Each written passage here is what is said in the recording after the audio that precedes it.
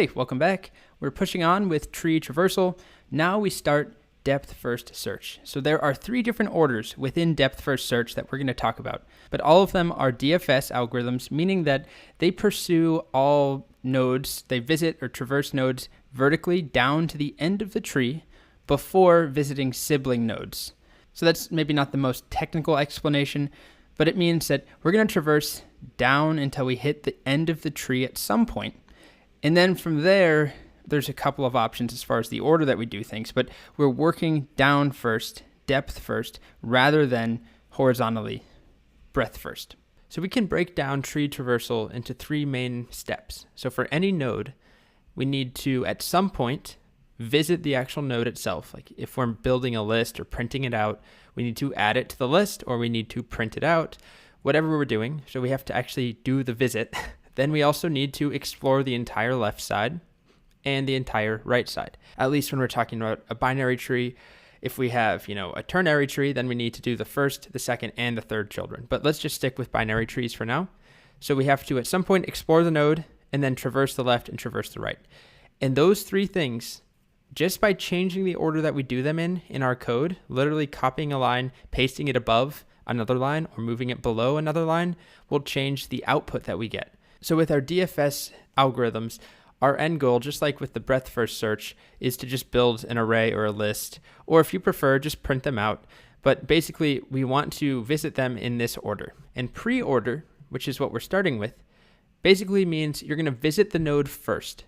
Then we look at the entire left side, we traverse the left, then we traverse the right. And that's true for any node. So we start off at 10, we visit it, meaning we add it to our list, or we print it out. Then we explore the left side. So that means starting off at 6. And so we visit 6, meaning we add it to our list or print it out. Then we traverse the entire left side, then the entire right side. So that means 3 and then 8. There's nothing to traverse after them, so they get visited. Now we go back to 10 because remember, we visited 10, then we looked at the left side. Now we have to look at the right side of 10. 10 was still waiting to have its right side visited.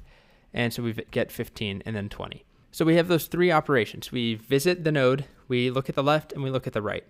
Just by changing the order that we do those in, we'll have a large, very drastic impact on the output order, the actual traversal order.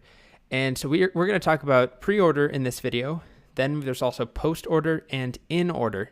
They are all depth-first search algorithms, but they're different orders, and we just have to shift 1 or 2 lines of code. So here are the basic steps that I recommend. You can do this iteratively. It's definitely shorter and easier to do it recursively. So again, if you haven't done the recursion section or you don't know recursion, I definitely recommend you review that section. Okay, so we're going to create a variable just like we did before to store the values that we visited. So at the end, we'll just return that, call it data or visited or whatever. Then we're going to create a variable called current and just store the root of the tree in there. So that's where we start off. Now the slightly tricky part, we're going to write a second helper function. So we're going to have our pre-order function takes no arguments and our second function, which takes a node in, it accepts a node as an argument.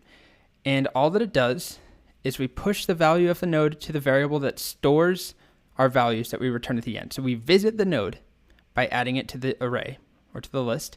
Then we check if it has a left. If it has a node.left property, we're going to recursively call the helper function again, and then do the same thing on the right. If it has a right property, call the function on the right.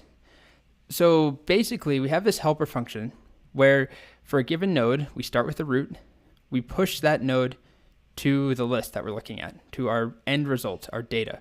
So we visit the root, and then we recursively do the same thing for the left and the same thing for the right. So we'll walk through how this works in the solution. We'll look at a call stack. It can be a little bit crazy to try and visualize. But if you can just write a helper function that accepts a node, it takes the value of that node, pushes it to our array that we return at the end. Then we check if there's a left. We call the same helper function. I would just call it traverse. We call traverse on the left side of the node. And then we also, the next line below, if there is a right property, call traverse on the right side. Then we're going to invoke that helper function with the current variable, which is started at the root. Where is that? Right here. and then at the very end, return the array of values or the list of values that we've visited.